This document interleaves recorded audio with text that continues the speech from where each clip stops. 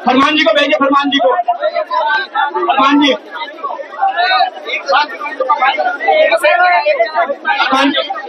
कि हमारे सांसद जी और माननीय विधायक जी जो दो नेता आज एक मंच पर आए हैं, मैं आपको आश्वस्त करता हूं कि जो सरकार इस देश हमारे दोनों नेता उसको बांटने का काम करेंगे और हम उनके साथ कंधे से कंधा मिलाकर चलने का काम करेंगे।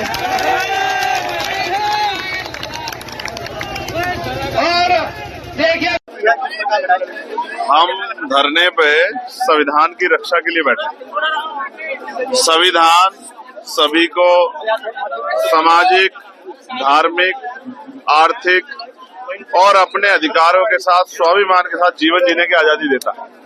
जिस तरह से उत्तराखंड को एक प्रयोगशाला बना के लगातार कमजोर वर्गों के खिलाफ यहाँ से कभी धर्म संसद के जरिए, कभी हिंसा करा के, कभी जातिगत धार्मिक उन्माद करा के जिस तरह का लगातार प्रयास हो रहा है, हम लोगों ने तय किया है कि हर कमजोर की लड़ाई लड़ना हमारी जिम्मेदारी है। जिस तरह से पुलिस ने कई मामलों में लापरवाही की है, हम अपने संवैधानिक अधिकारों का प्रयोग कर रहे हैं कि इस हरिद्वार की धरती से, जो बहुत पवित्र धरती है, इस धरती से प्रेम का, भाईचारे का और अन्याय के खिलाफ संघर्ष का एक संदेश जाना चाहिए। इसलिए आज हम यहाँ कड़ी धूप में पसीना बहा रहे हैं कि जो जुल्म हुआ, चाहे वसीम के साथ हुआ हो, चाहे हमारी संतर शाह की बेटी के साथ हुआ हो, या अंतिम जगह पर भी किसी जहां जो हम तक ना भी घटना पहुंची, जिसके साथ भी कहीं अन्याय हुआ है, उन सबको न्याय मिले। और उत्तराखंड, जिसको देवभूमि कहा जाता है, जो पवित्र जगह है, अगर वहां पे भी नफरत की चोटियां ऊंची हो जाएगी तो हम, क्योंकि मैं तो यहाँ का रहने वाला हूँ, मेरा तो ये घर है, मेरा तो ये जिला है, मेरा तो ये प्रदेश है, तो मेरी सबसे पहले जिम्मेदारी बैठती है कि मैं अपनी जिम्मेदारी को अदा करूं। जिस तरह के प्रयास यहाँ देखी जाए, उस प्रयासों का अंत भी यही हो और यहाँ से एक भाईचारे की और अन्याय के खिलाफ संघर्ष की एक मुहिम उठनी चाहिए, जो मुहिम बहुत दूर तक जाए और जिसके जरिए जो जुल्म पूरे देश में हो रहा है, उस जुल्म पे पाबंदी लगे। मैं छुट्टी नहीं रखता हूँ। जब तक वहाँ प्रचार का कार्य था, मैंने वहाँ प्रचार किया। अब जो बचा हुआ कार्य है, जहाँ जहाँ मेरी जरूरत है, क्योंकि यहाँ हमारे बहुत ही शानदार विधायक भाई उमेश जी ने, भाई महक सिंह जी ने, हमारे नेताओं ने तय किया था कि हमें 5 तारीख को इस परिवार को इंसाफ दिलाना है, तो इसलिए हम लोग यहाँ न्याय की लड़ाई लड़ने पहुंचे। एक बात मैं और जरूर कहना चाहता हूँ, आजकल जिस तरह से वीडियो बना बना के जानबूझ के एक धर्म को टारगेट करके और उनमें भी हजरत मोहम्मद साहब के खिलाफ जिस तरह की बयानबाजी करके धार्मिक उन्माद, झगड़ा कराना और एक षड्यंत्र के थ्रू, जबकि ये सत्य है कि उनका कद इतना बड़ा है कि सूरज को दिया दिखाने की जरूरत नहीं पड़ती, इन तरह की टिप्पणियों से उनके ऊपर कोई फर्क नहीं पड़ता, लेकिन फिर भी जानबूझ के कि मुस्लिम समाज आक्रोश करके सड़क पे आ जाए और इनका चुनावी एजेंडा सेट हो, ये सब भाजपा के लोग हैं और भाजपा के इशारे पे ऐसा करते हैं। ऐसा बयान देने वाले जिन्होंने हजरत मोहम्मद साहब के बाद या किसी भी धार्मिक इश्क के खिलाफ कोई बयान देता है, उन पर सख्त कार्रवाई करनी चाहिए।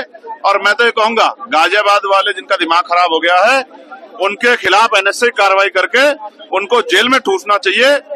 किसी भी तरह का जो है आक्रोश, में जनता से भी कहूंगा, वो सड़कों पे ना आए। उस काम की जिम्मेदारी के लिए हम लोग जनप्रतिनिधि हैं, हम अपनी ड्यूटियां करेंगे, चाहे वो मुस्लिम समाज के इस्लाम धर्म का मामला हो, चाहे सिख धर्म का मामला हो, चाहे बौद्ध का हो, चाहे हिंदू धर्म का हो, चाहे क्रिश्चियन धर्म, किसी भी धर्म के इष्ट पर अगर कोई टिप्पणी की जाएगी और सामाजिक भाईचारा तोड़ने का या धार्मिक उन्माद पैदा करने का प्रयास अगर कोई भी गुंडा करेगा, तो हम उसके खिलाफ सख्त से सख्त कार्रवाई करवाएंगे। और मैं पार्लियामेंट में जिस तरह से हजरत मोहम्मद साहब खिलाफ इस तरह की बयानबाजी करके धार्मिक भाईचारा बिगाड़ने का काम किया जाए, मैं इसके खिलाफ सड़कों पे भी आंदोलन करूंगा और पार्लियामेंट में भी इसके खिलाफ जोरदार आवाज उठाऊंगा कि इस तरह की हथकंडे, इस तरह की साजिशें कामयाब ना हो। कह रहा हूँ, एक बड़े समुदाय को उकसा के और अपना चुनावी एजेंडा जो है साधने की कोशिश की जाए। मैं बहुत जिम्मेदारी से कहूंगा अपने मुस्लिम भाइयों से कि वो इस तरह के आंदोलन का हिस्सा ना बने।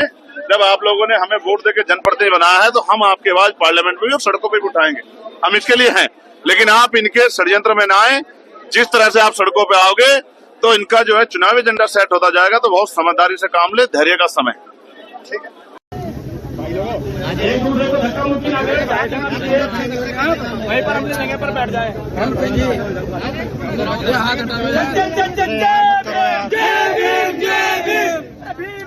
दोनों इसलिए तो आए हैं यहाँ पे। हो गया आपका काम।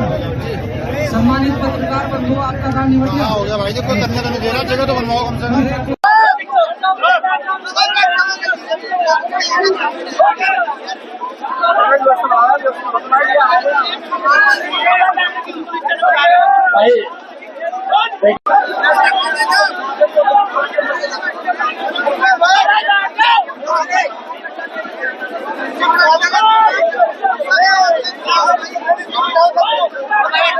भाई ये सामने वाले साउंड के सामने है, प्लीज आप थोड़ी व्यवस्था बनाए यहाँ पे। ये सामने वाले बैठिए यार, आप वहाँ बहुत सारे में है, ये आप लोग शांति पूरा करना है। अभी तो एक भी नहीं बजा, आप लोग समझ गए। देखिए बैठे तो वास्तव में भी हमारे भारतीय जनता मिशन और सामाजिक संगठनों को प्यार करते हुए बैठ जाएंगे, तो आज टैंक चलाने के लिए पहुंचे, बैठने काम करेंगे। बैठिए, इधर से बैठिए। मुझे नहीं लगता आपके बीच में आपके आदरणीय राष्ट्रीय अध्यक्ष पहुंचे, आप सभ्यता मिला रहे हैं, बढ़िया बात नहीं है। अध्यक्ष जी प्लीज बैठिए।